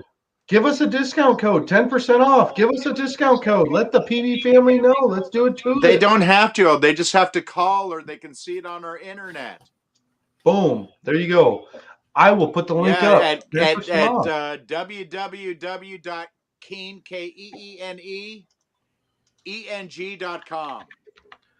I have it right here. And I've actually had it up for the last like 4 or 5 hours. And check out our Facebook. And even if you go to our Facebook, Keene Engineering's Facebook, and you go through the pictures on it, you know, we got a ton of content that we haven't even put up yet. You guys have no clue. I showed you guys the YouTube link. You guys really need to get over to their YouTube. This is the banner right here. Get over to their website. In fact, I'll tell you what. If you guys go to their website, get what you need to get, and you send them a message and say, Jaron said for me to get this piece of equipment, I promise you, Pat will take care of you. Right, Pat? Maybe I will offer them a little something special. Yeah.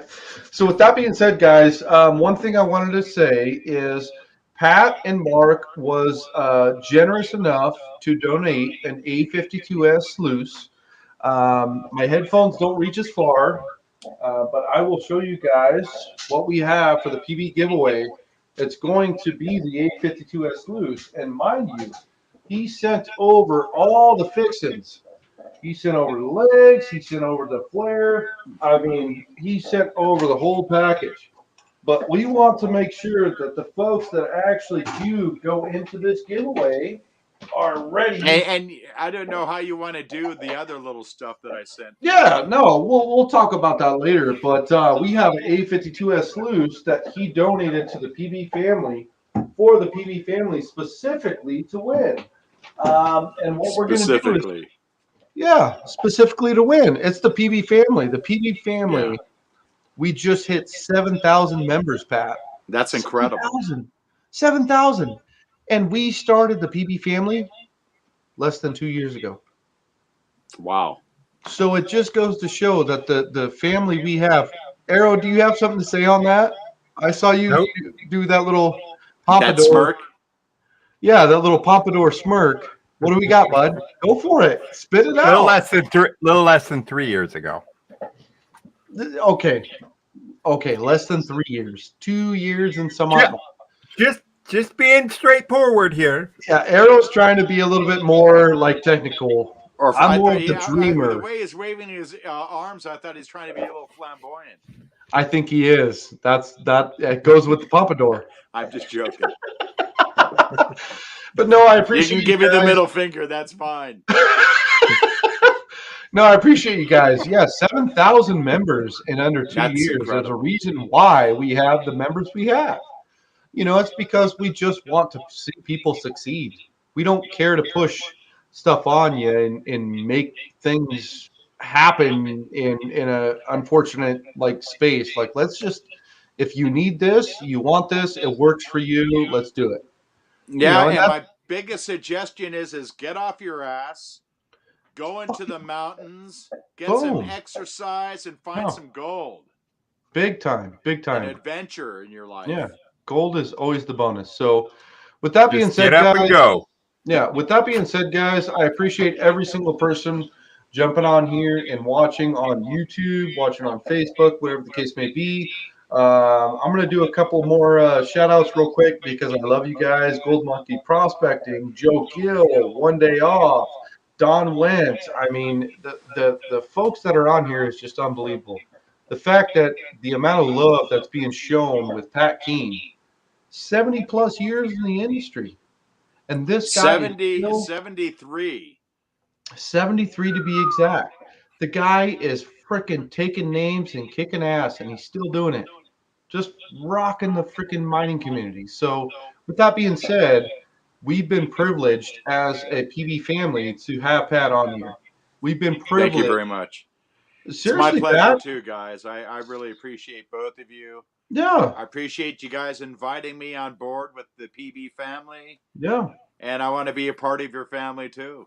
No, and we have loved you since day one. I mean, the amount of emails I've gotten, text messages, voice calls, video calls.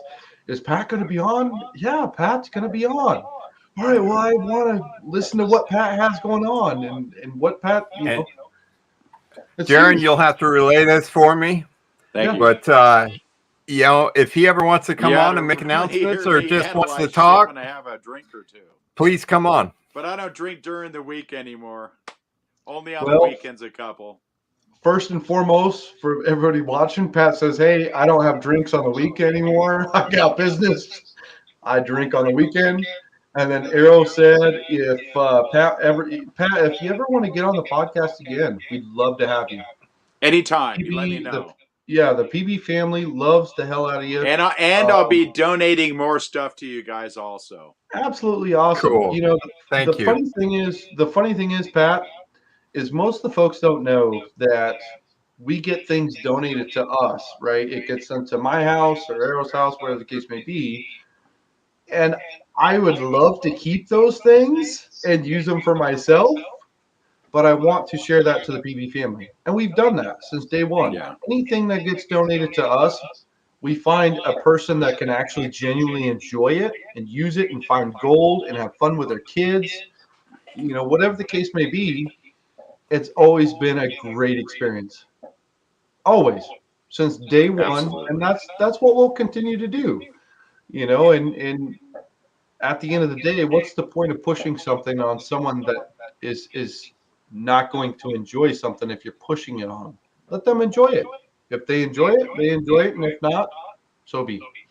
So Technology, brother, technology. yeah, I tell you what, that's for sure. So with that being said, everybody, I'll go ahead and do 2 more shout outs. Paul Conroy Sr., Pat's history and knowledge is key. Appreciate the comment. Lee Skillings, Pat, you're a badass. Pat, definitely love to have a beer with you. Awesome. Another good one. 1 day off, Gold Monkey Prospecting. With that being said, love you guys. Arrow, I appreciate you being my co-host for this evening. Mr. Pat himself. Thank you, brother. That being said, you guys have a good evening and look forward to the next podcast. All right. See you guys. See you, Pat. Take care.